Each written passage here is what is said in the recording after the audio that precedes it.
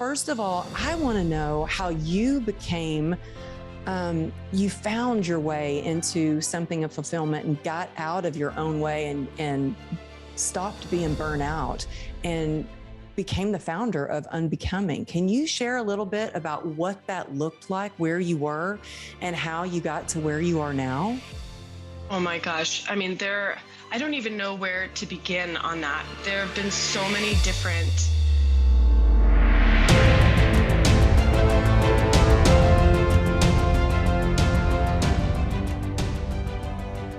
The global fitness brand Muscle Intelligence. How did you get into that? And one of the things that I saw was I was carrying a lot of weight that felt.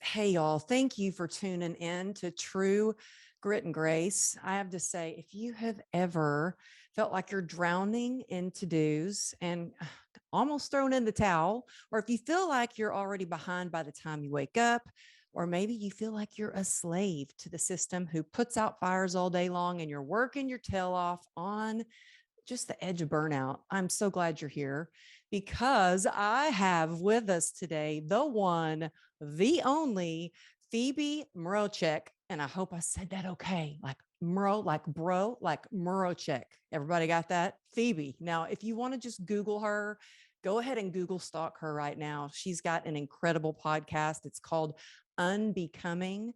And y'all, she is a business advisor. She's going to help us today. She's a marketing strategist to the most successful industry leaders, helping them intentionally create and integrate their own unique formula for mastery, deep connection, and fulfillment. Let's just say that one again, fulfillment. And I think you bring a whole lot of joy. But you know what, Phoebe, you had me when I read about you traveling to 15 different countries on a motorcycle. So I have so many questions to ask you. Thank you for being here on the show. Thank you so much for having me. I am so excited. I was just saying right before we start recording that I listen to your show. I love the guests that you bring on. So I feel so honored and humbled, and I'm excited for today's conversation. Oh, well, thank you. I've been practicing. I've listened to your show and I've been practicing your name. And I'm like, okay, I want to make sure I get it right. It's a fancy last name. So y'all Google her, check her out on Instagram. We first met, and by the way, thank you so much for being here. But we first met on a clubhouse room. We have a mutual friend, Anthony Trucks, and we were on a clubhouse room together. And I was like, who is this amazing lady? And we messaged each other on Instagram and we're like, hey, you want to jump on a phone call? And we just had so many things in common. And now, even today, sometimes as an entrepreneur, it's easy to get caught up in almost like tunnel vision where you're working on a project, or I'm sometimes in this tiny little office recording all day or on Zooms all day. And to actually talk to someone who gets where you're coming from, who knows how it is to be an entrepreneur. It was like so refreshing to get to connect with you. And I'm really excited to share with everybody. I know there's a lot of people out there that have big dreams and big goals, and it can be challenging. And I can tell you I told you when we started on this interview before I pressed record, I was like, I was almost in tears today. And I'm like, Amberly, get a grip on what's important. Like, get a grip. And so, first of all, I want to know how you became, you found your way into something of fulfillment and got out of your own way and stopped being burnt out and became the founder of Unbecoming. Can you share a little bit about what that looked like, where you were, and how you got to where you are now?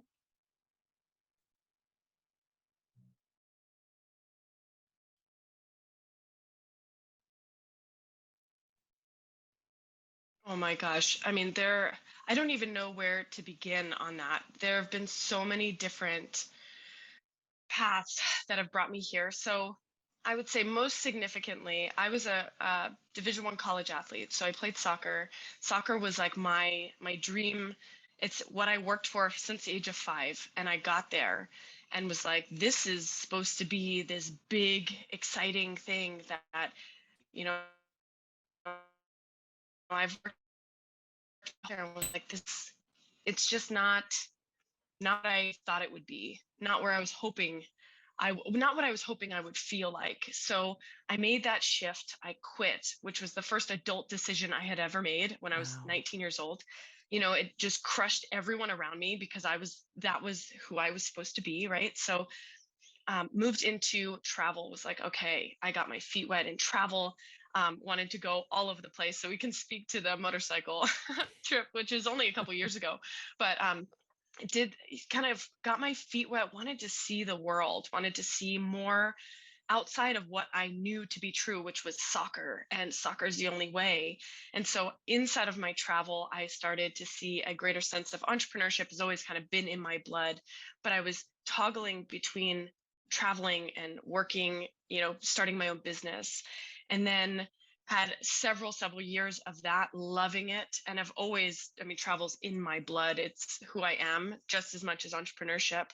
And then one of the things that bonded you and me was I actually, almost 2.5 years ago, I was hit by a car.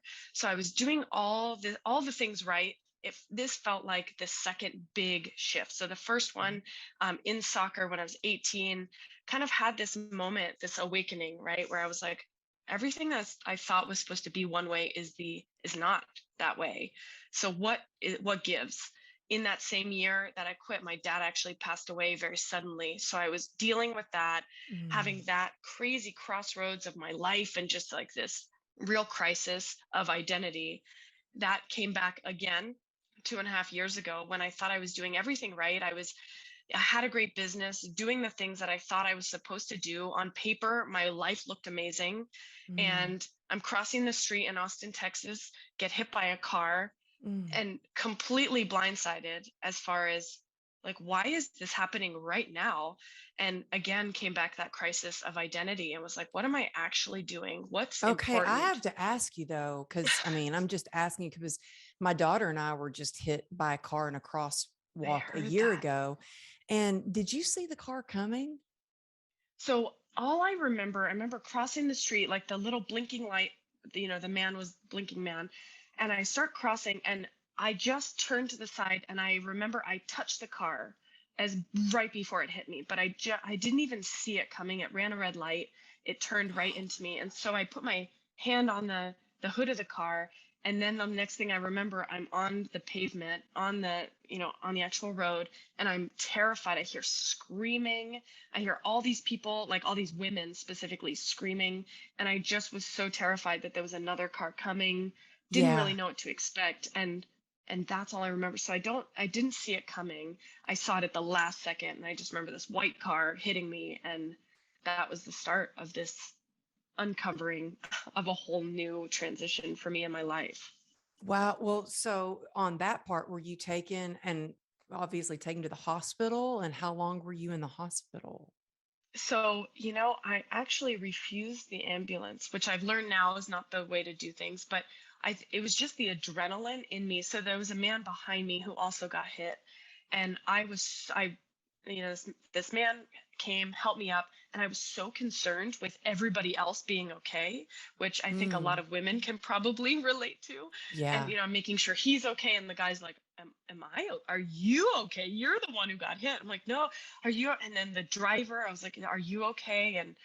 And so it was so much adrenaline that I didn't actually, so I walked home, and the whole Wow. walk home, What the a mantra. miracle that you were able to walk home, though. But I'm sure you felt it when that adrenaline wears off. It's like the adrenaline is the best pain reliever. Oh my God. Talk Yes. about a powerful drug.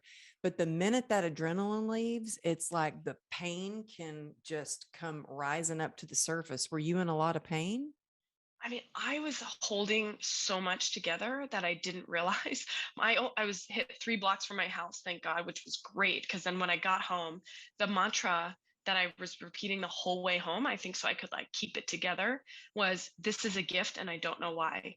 This is a gift and I don't know why. And I got to my apartment and I just like I got into the lobby of my building and I just dropped everything and started bawling. Oh And the my poor lady goodness. behind the front desk was like, what is going on? I'm like, no, I just got hit by a car. And I started like hyperventilating almost because I didn't know what really, it just in that moment I could like actually release. And so by the time I got to my apartment, I started feeling the like heat in my legs, and it just like my head was hurting, everything was pounding, my legs, my lower back. I mean, it was such an incredible pain. And I had headaches for 6 months Mhm. after. I mean, I was counting my headaches from 70 headaches a day to, I mean, it was just the most incredible healing and recovery path, which I know you know a lot about as well. Well, yeah. Somebody was joking with somebody the other day, and I said, my next book should be Look Both Ways because I've actually been hit by a car 3 times. And it's like what Right. I was saying when I was in the back of the ambulance this last time with my daughter was, what can I learn from this? What do I need to learn from Mm. this? What do I need to learn from this that I didn't learn the previous time that I was hit by a car? And I love that you had this mantra that got Mm. you through that. This is a gift and I don't know why. This is a gift. I don't know Mm. what it is. What has that gift been for you? Oh my God. I mean, so many things. One of the, I love to make metaphors out of everything in my life. And so what you were looking at is like, what can I learn from this? I remember so clearly I was meditating because that's really all I could do for the first couple of weeks is just like sit and meditate or I'd be crying. So Mm, I'm sitting and meditating and I remember being like, God, I'm always in a rush to get somewhere. I'm never happy with where I am. I'm always trying to get somewhere further. And in this moment, if I had been any further, he would have killed me. However, what mm, I did was I took a step back. Like that is something I very clearly remember is I took a step back and then the car hit me. And so the thought for me was, wow, can I just appreciate sometimes that it's actually about patience. It's not about rushing, it's about enjoying where you are and just being hyper aware. And I've always thought of myself as an aware person. And for me, I've had a couple people be like, how did you not see a car turn? I'm like, I just, in that moment, maybe I wasn't present. Maybe I was, I know I was on my way home after a meeting to like get somewhere, mhm, and so I've learned so much about myself, and what was required of me at that time was to really look at my life and think through, what if that was it? Would I be okay? What haven't I achieved yet? Who am I not being in this moment that I really would like to be? So it was just a general upheaval of my life, looking at all of the areas of my life that maybe looked great on paper, but were not great internally. And as a result of that, I ended up firing all my clients, taking almost a year of really just getting into more like spiritual coaching and really looking at myself as a spiritual being who I have been for a very long time, but really diving deep into that because that was what was required. Um, and then just as far as just a general like pruning of people in my life, it's like the people and the projects that I was looking at or involved in, do those people serve me? And so really taking inventory of my life was probably the best gift. And it's led me to this really powerful place that I feel right now that I've never had in my whole life. wow. I think that, well, I've never met anyone who has not been on a spiritual journey or some sort of awakening or transformation that it didn't involve or start with pain. And for me, Absolutely. pain has been my biggest teacher, and it can either lead you into becoming this new and better version of yourself, or it can take you down. And for me, I was in that place too, where I was like, okay, I'm either going to die or I need to choose a different way. And Hmm. literally, I was like, it was like I was at this crossroads and I was like, oh, I've got to make a decision. And And so in making those decisions, I mean, it's scary when you have to let people go sometimes, especially that, you're working for them. And I mean, I'm an overcoming people pleaser. Mm-hmm. And for so long, I remember when my book launched, or the day it published, and I have this amazing publicist that I work with, and she's like, you say yes to everything. I don't care what podcast, what blog post, what interview, what live, whatever, you got to say yes. And so it wasn't until this year, actually, that I started saying no to some things, which is really hard. But a lot of times I always like pick a word, or, really set my intentions for the year. And my word has always been grit, or resilience, or persistence, or persevere. And this year it's joy. And I'm like, I want to have more joy for the journey, because so many of us are just working, working, working, working, especially as an entrepreneur. And we're like, wait a minute, aren't this is supposed to be fun? Like, life is supposed to be fun. I mean, I'm all for working hard, and I love the hustle, and I love grit. But I just want to share this with you really quick because I'm so excited about it. I had a real hard time resting. And I finally found a way for me to rest. I, like you, was an athlete my whole life. And I think that athletes make an incredible entrepreneur because we have that Yes. competitive, like, we want to go, we want to do it. Give Mm-hmm. me a goal and I'm on top of it. Well, I had to make rest. I realized it clicked for me this morning. I had to make rest part of like my business strategy and part of a plan for myself. And I just got this ring called Aura. Have you ever heard of it? Yeah. Yep. I've got one. You have one? Yep. Oh They're my God, I amazing. just got it. And this is the third They're day I've great. worn it. I'm in no way affiliated with them or anything, but I wake up excited to see. I go to bed like, okay, I got to go to bed because I want my rest score to be like really good. I want to see what my deep sleep is. And do you know, it's really made me, it's like a competition for myself to see how much great sleep that I can get so I can do better. And that's so funny. That You is have a so ring too. it's amazing because I actually woke up this morning and was like, oh my God, I slept for 9 hours. I'm recovering from a cold and I slept for 9 hours. I was checking my Aura ring. I'm like, look at my data. I'm amazing. I was so excited to be like this, I only woke up twice. Yeah, I love my ring. Yes, isn't that crazy? But I mean, that's part of it. Like, I was just like, okay, going, going, going on 4 hours of sleep, 5 hours of sleep. And you hear people say, hustle, hustle. And I'm like, Mhm. no, I need to like sleep so I can be alert and I can be more creative and productive.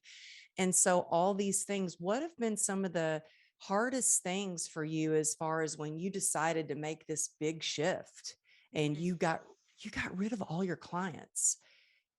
How did you go about doing that? What were the first steps that you took to take better care of yourself? I mean, part of it, the reason I thought of this was just because I just decided this year to start doing that for myself because Mhm. my health was kind of suffering, to be honest with you. Yep.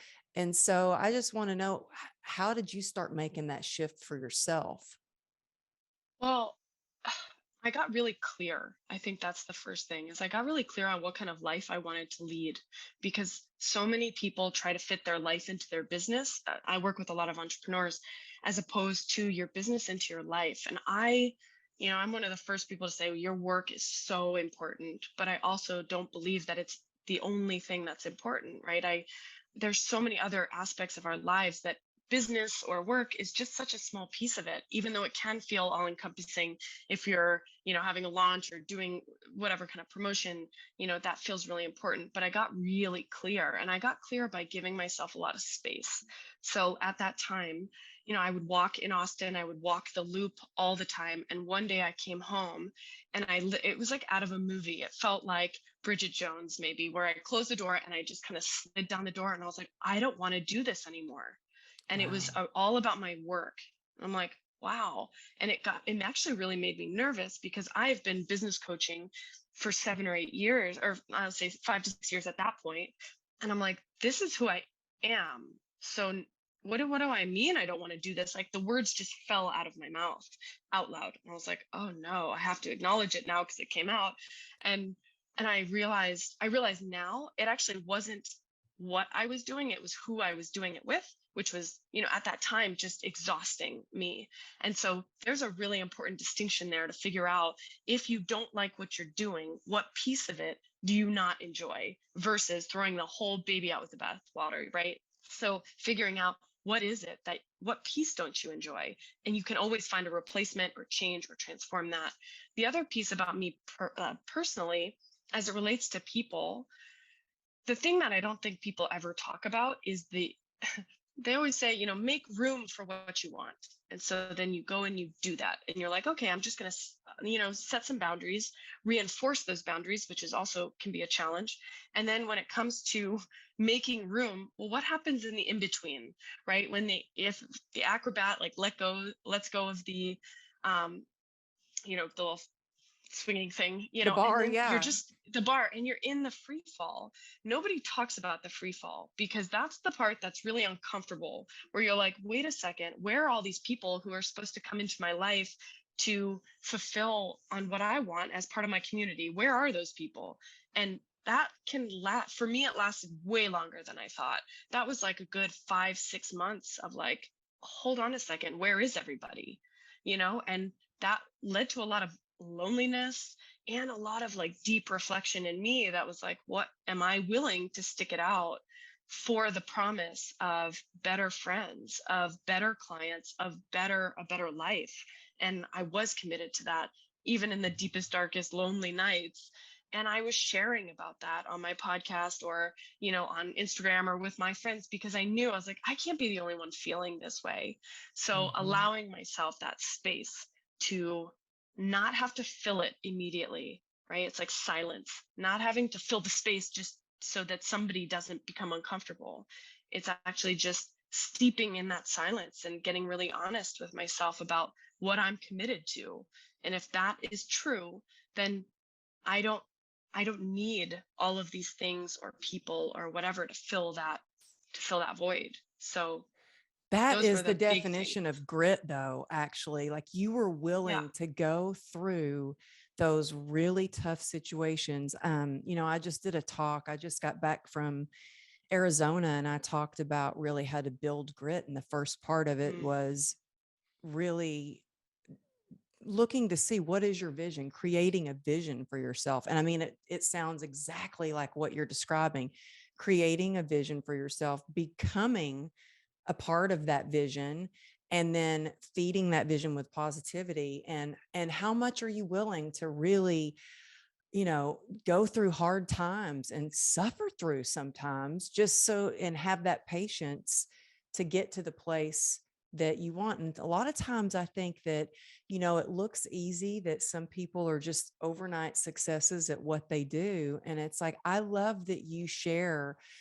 so honestly and vulnerably about, that it wasn't so easy, it wasn't a piece of mm, cake, but you had this vision and you were willing to stick it out to do it. And one of your quotes that I love really hit home for me, and it, because I had a friend of mine tell me one time she could see how hard I was working, and I was in the ER like 6 times in 1 year, and I was like killing myself. And she's like, Amberly, your impact is only as strong as you are healthy. And I was like, whoa. And you have a quote saying, our businesses are only as strong as the personal foundation it's built on.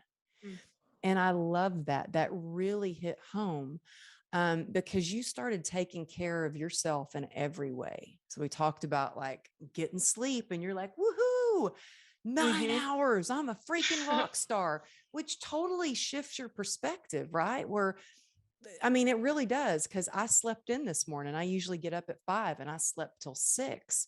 And I woke up to how great I got 7 hours of sleep. And it was like, wow, I got 7 hours of sleep. I'm so awesome. It's that shift in your perspective, but then also taking a look, that distinction that you made between, is it the work that you don't like doing, or is it the people that you work with? Because I feel like everything is energy. And when you Mm-hmm. are working around or with some energy vampires, of course you're going to be drained. And so setting up those healthy boundaries, which sometimes means you got to let them go, Mm-hmm. which is not always easy, but if you want to succeed and you want a fulfilling life, it's what you have to do. Um, but now you work with huge brands. I just saw that you're working with this huge fitness company, and you're the what is it called? It's a fancy title, that head of client acquisition. Now, how did you get into that? And it's for the global fitness brand Muscle Intelligence. How did you get into that? So one of the things that really came up for me in my getting clear about where headed, who I am, who I know myself to be, right? Those are like the big, powerful questions that I was asking myself.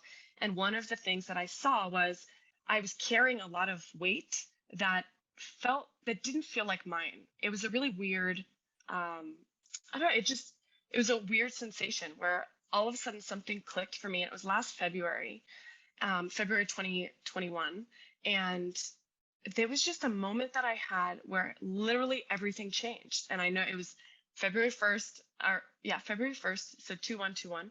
And I just realized I'm like, this isn't me. This is not, what am I doing? And it was just Mm-hmm. this really great awakening for me. And so as a result of that, I just recommitted to who I know myself to be. And that was somebody who's fit and somebody who looks the part and someone who's powerful and strong, both physically, mentally, emotionally, all of those. And one of the biggest commitments for myself in 2021 was to drop the weight. And it's since then, I've lost over 50 pounds, which It was didn't, 50 pounds? it was 50 pounds in 8 months. Wow. And it was so crazy to me because it was just all made in a decision. Like the moment I decided, it's done. And I'm like, okay, I knew what I looked like, what I was supposed to look like. And so I lost 50 pounds being committed to discipline, being committed to myself, to looking the part, right? I'm like, I talk to these really powerful people, these big leaders, people who other people look up to. Yeah. That's me. And so when I started doing it, I started looking for help, and looking for some guidance because I clearly wasn't doing it right.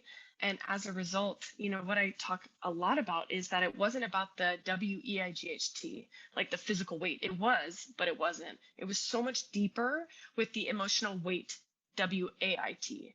It was me waiting for something or a project or a person or a team or whatever it was. And I decided to stop waiting and just do it. So I just got on with it. And that was all of my year last year, which has been the most incredible gift for me as part of my transformation, stemming from the accident. And as a result of that, getting involved with muscle intelligence, I run all of the client acquisition. So anything from attracting our dream clients, how do we do that? Well, we do that because we know who we are. And I can buy into that vision because I've been on that journey. I talk to men and women all the time who are unsure or they don't feel good in their body, but they've got these hugely successful businesses behind them. And Mm-hmm. the quote that you used of mine, the personal foundation, any of the business coaching I've ever done over the last 8 years it all goes personal first because our business is a reflection of who we are. And so if you've built your business on a rocky foundation, it's never going to go anywhere. So that's always what I'm looking for is like, who are we? Who are you? And how do we create a business around that? How do we create a message and the marketing channels and the marketing message ultimately to get the right people on board and repel the wrong people? And I've done that several times in my career. So I feel like I know very well how to do that. Well, I love that you were like, it was a decision. Like you Mm, made a decision.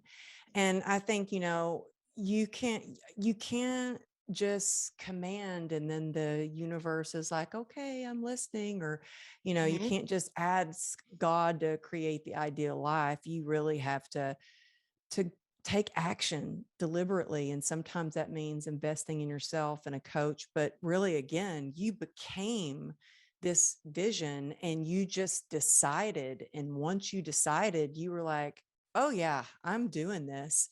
But it's Mhm. so true, Phoebe. Like I noticed if I've seen somebody who's really successful, but their personal life is just a mess, or they're Mhm. unhealthy, they look unhealthy, to me that they lose credibility, Yep. and I'm not saying I'm perfect. Shoot, I am far from it. And I look a mess a lot of times. I'm not saying that, but I'm saying for me, health and wellness is utmost priority, and then the rest will follow. But without my health, I've got nothing. Without my sobriety, I have nothing. I always say that without my spiritual growth every day, I've Mhm. got nothing. And so, man, you are just like the poster child for this company, for people who do want to make that decision to let go of the weight. And I just had this conversation with a client of mine yesterday. I still have a handful of clients that I train. I was a fitness trainer for 26 years, and I still have some clients that I train through Zoom that I love. And she was asking me a question, and I said, I don't think you should wait anymore. I think this is your year to not wait and to do what your heart has been calling you to do. So don't wait. Mhm. And to hear you, I can't wait to share this episode with her. Yeah, well, so many people are, they're waiting for someone to rescue them, or they're waiting for a business or someone to knock on the door, and it's just about getting that within yourself, understanding why that's important, and then just showing up every day for yourself. And that's when I decided to take it all into my own hands, which it's always been, but it just had to be a conscious decision for myself to be like, wait a second, what am I doing? And I didn't even realize how much I was holding on to. And so it felt like it didn't feel hard because I knew I then got the support and I knew exactly what I needed to do to get there. But it's amazing how much I underestimated how great feeling good can actually be, and what, like, the impact of what that looks like in all other areas of my life. I didn't realize that. I didn't realize, when we say that we make these almost snap decisions or judgments about the way people look, like, we don't mean to. We just do. It's And so when we human see nature. people, It of it really course, is. yep. It's And so human you see nature. someone, yeah, you're like, I see you at the top of your field, but you don't look good, or you don't have a relationship with your family, or whatever it was. And last year, my mantra was falling in love. And I just said, I was like, I don't want to just like myself. I want to fall in love with myself. I don't want to just like my business. I want to love it. And so I Mhm. just like infused this love into everything that I was doing. And it sounds so cheesy, but it was like the motivation that I needed to actually fall in love with my life and every aspect of it. And, some are better than others. And, I'm better than others, in certain ways. But it was this idea that I wanted to be my own role model, because I was so sick of looking out to everyone else to role model for me. And it's Mhm. not anyone's responsibility to be a role model for me. It's my responsibility to be a role model for myself. And so I took that job upon myself and was like, what does my role model look like? Who is that woman? And I'm just going to show up and become that. And so my podcast is all about unbecoming, like shedding what's not you. So that was the year after my accident. It was like shedding all the stuff that wasn't me. And then I could actually become the woman that wanted to be the role model for myself. And it was this really interesting dynamic to live in one and then step into the other. And it's been just really interesting to see how other people respond, and how my business has taken off, and how, just certain areas of my life have completely shifted because Now, I I want made to a talk about decision. that, Mm, people responding. Now, I'm sure you've had some good response, really good mhm, response. And I'm sure you've had some maybe bad response of people, mhm. because anytime you change, people are like, ooh, you've changed. Yep. Or I've had people in my life that I didn't know at the time, but they kind of liked it when I was down. Let me kick her when Yep. she's down. That Yeah. sounds terrible. But I mean, did you have a response from people that where you lost some friends that they didn't Oh like yeah. the transformation in you? Or was everybody like, ooh, we love this. No, no, I wish I could say that that was the case, but change is confronting, right? Change confronts other people and puts them in their mess.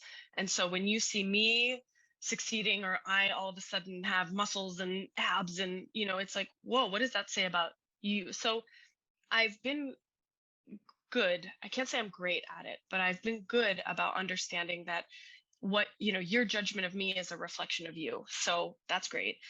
It doesn't always happen. Certain comments sting, right? But in a lot of my conversations, when I feel like it's taking a negative turn, or it would be easier for them if I wasn't me, or this way, or fit, then it's taking a moment to just remember this has nothing to do with me and had everything to do with them.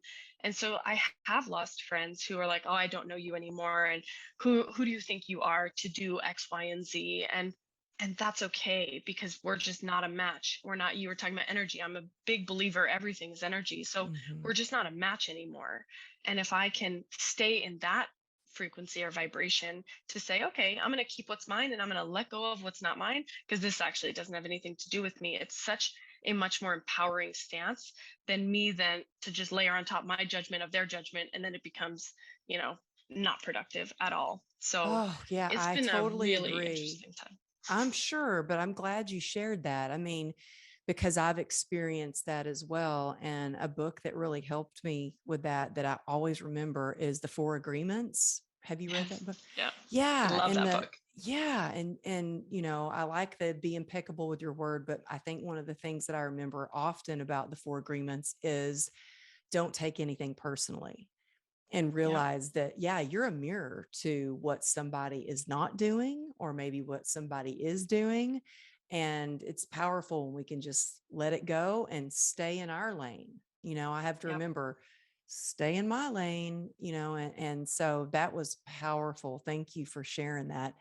But I wanted to ask you also, a lot of people that do feel like they're on the edge of burnout, like they're working their butts off, and they are really, they're getting gritty, and they've got a purpose, and they have a story, they have a vision, and they're trying to become this vision. What would you suggest for them to do to prevent burnout? Well, first off, just the awareness that you're headed there is a great step in the right direction. So I always say, I'm like, I had a mentor of mine who said, in the absence of clarity, take action. And for me, that didn't work. I was like, but then I just take action and then I go over here when I wanted to go over there. So I amended it and I said, in the absence of clarity, make space. And so I have a really intentional, or I set out some real intentional time for me to create space for me to remember A, who I am, B, what I want, and C, how to get there. And so when I'm headed towards burnout, it's just pulling back. And I'm a big calendar person. I love everything to be scheduled. And so I will just put different, Me too. calendar reminders. I love it. Yep. Like on the computer, but also paper. Yeah. Yep. Yep. I'm with you. And that's like, if it's not scheduled, it won't happen. So Mm-hmm. just carving out that time and asking myself and sitting with questions, big questions. So, one of the things that I get asked all the time, right, in these personal development workshops, people are like, what do you really want in life? And I have I'm sure like anyone listening, and maybe you too, I have these like canned responses that I would always say, well, I wanted to create this, it used to be adventure experiences for entrepreneurs, and it would just get everybody off my back and no one would ask any more questions. But I just started realizing I don't want to have a canned life, a canned response life, right? So instead of what do you want, if that question to you is like, well, I don't know what I want, or you find yourself coming up with the same things all the time, I just amended, I came up with alternative questions to these, or alternative questions to the world's biggest questions, like who are you, what do you want, all these. And one of mine was, um, wouldn't it be awesome if blank? And that's part of my journaling prompt. And so instead of what do I want, it just removes the pressure of Mm-hmm. what do you want? Well, it has to be this one thing and that's your thing forever, to wouldn't it be awesome if? And then I do this with my clients, and it's almost like a brainstorming thing. It's a really fun game to play with people that you love. And the only acceptable response is, yes, that would be awesome. You're not allowed to go into it or anything. It's like, wouldn't it be awesome? And one of my clients recently, she's like, wouldn't it be awesome if I just went into the grocery store and bought groceries for everybody in there? I'm like, yeah, that would be awesome. Wouldn't it be awesome if I changed careers and went over? Yeah, that would be awesome. It just allows the creative brain to start unraveling in the direction that your heart is leading it towards. So it's no longer about, well, what do I want? I want $10,000 a month, or I want 1 million clients by this. It's like, okay, or wouldn't it be awesome if I could transform the lives of 50 women over the next year? That would be amazing, right? Wouldn't I it? And love that.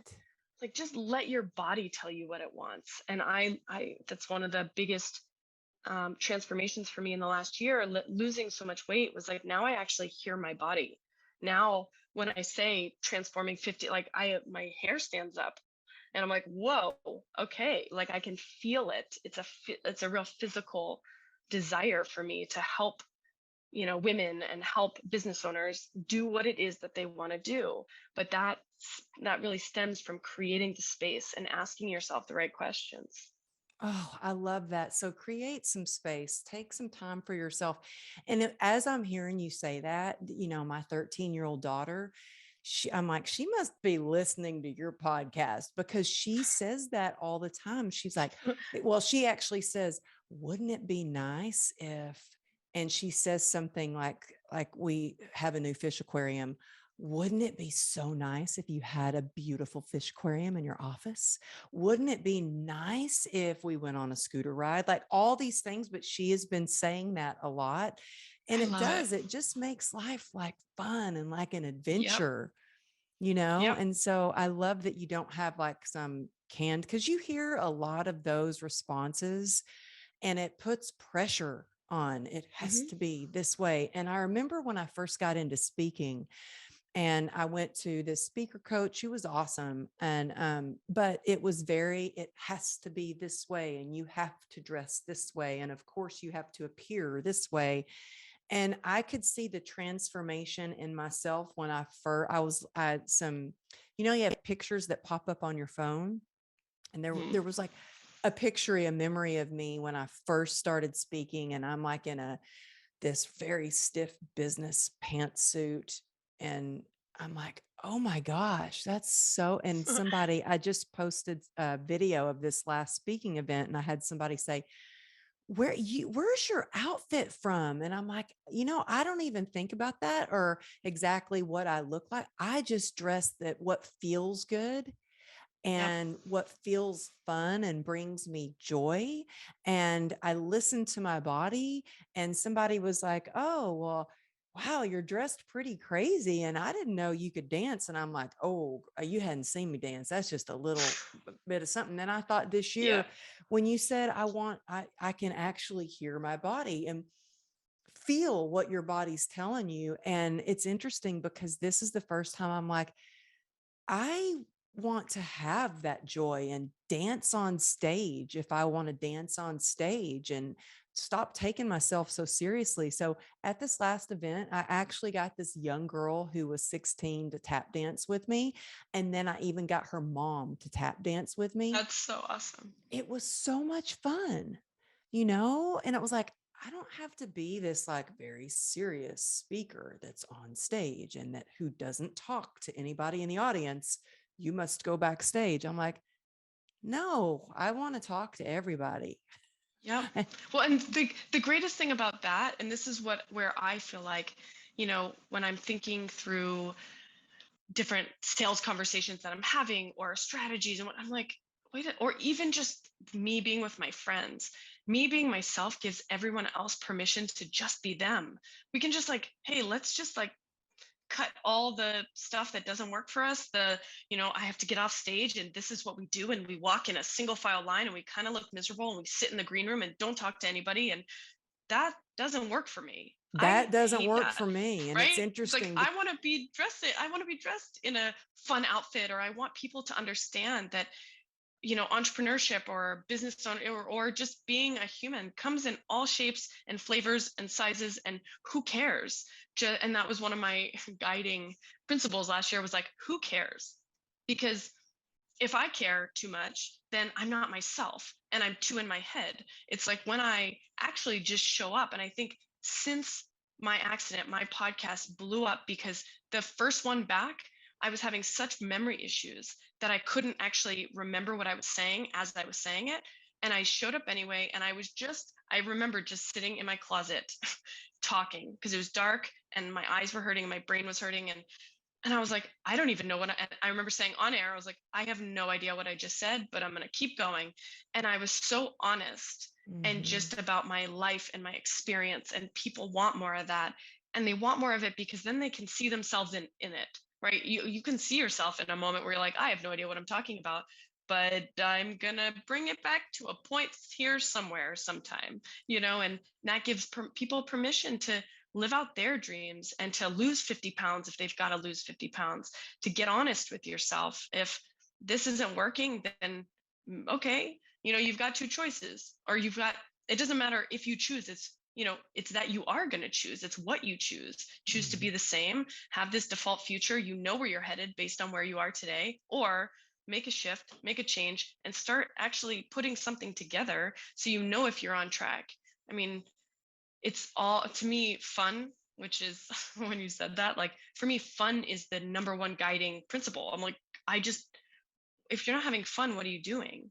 It Uh-huh. just doesn't make any sense to me. Thank you for saying that. I had a real FOMO feeling last night. I had to say no to speaking at this big mastermind that's happening next week. But I was like, yeah, it all sounds fun. But I took in consideration like my health, being away from my family. Like in the past, I would have just said, yes, I'll be there. Then I'm Mhm. like, well, wait a minute. Am I recovered from this last trip? Like, really recovered from it? Is it really going to be fun for me to travel across the country again and sacrifice time and having fun with my family? Is it worth it? And I started for the first time in my life really kind of following the fun, like what my heart desires. And yeah, in my head, I had to talk myself like down off the ledge. I was like, oh, I think I made a mistake. I should have said yes to that. Look at all those entrepreneurs that are going to be there. I could see and be, oh, actually, I could have been with our friend Anthony Trucks is Oh, going to be yeah. there. Yeah, and I'm like, I should have said yes. And I'm like, nope, Amberly, what's meant for you will come your way. Just because you said no this time, it doesn't mean that you're going to lose out on an opportunities in the future. It means you're taking care of yourself. Like, Yep. and so you saying that really helped me in this moment. Mm. I mean, seriously, y'all, I do this podcast because I want to share struggles to success, but I also do it very selfishly because it's like a free coaching session for myself right Yes. now. Thank you very much. I hear you. It's so great. You pick up on little things, and that's it. It's like the message that you send out, to the universe or just to yourself is that, hey, I'm worth it. Put me above everybody, right? Even I work with a lot of parents, and my partner has kids. And so I kind of have found myself in that role occasionally. And it's well, kids come first. Well, if your health and if you don't come first, nobody else can come after. So Mhm. making sure that you are solid with your decisions. And I've had to redefine fun for myself. And why was, going to a barbecue and eating everything, like, why was that fun? Well, because then I could be relatable. And that it was like, what, hold on, back up, reverse engineer fun. And what does that actually mean? Well, I think being fit with my friends would actually be, taking good care of myself is way more fun than just regretting all my decisions tomorrow morning. Like, why is that fun? But because Mhm. it's been that pattern for so long, all it takes is a little awareness, a little, attention, and then just reverse engineering. What is it? What life am I actually creating? So, good on you for taking care of yourself. That's awesome. Thank you. It's been a long time to get to this point to where Yes. I'm actually going, wait a minute, let me see, check in with myself. And I really have, I'm telling you, put my health first. And, when we first moved to Dallas. Like my goal was, let me get a solid foundation, and what does that look like for me? And so I think it's an important question to ask yourself, whether you've moved across the country or halfway across the country, or you've changed gears or jobs or whatever it is, to look at that foundation that you're on. How can you make it solid? And for me, it was like the first thing I had to do was find a gym. Well, first thing I had to find, luckily I have recovery meetings online, but I'm like, I need to find a sober community right here in Dallas. I Yep. need to find a gym, and I got to find a barn for my daughter so she can be around her horse friends and ride. And so that was like the second day we were here, we were at the barn. Like my husband That's having awesome. furniture delivered. And I'm like, see ya, we're going to the barn. We got to get grounded. We got to get our Yep, foundation strong.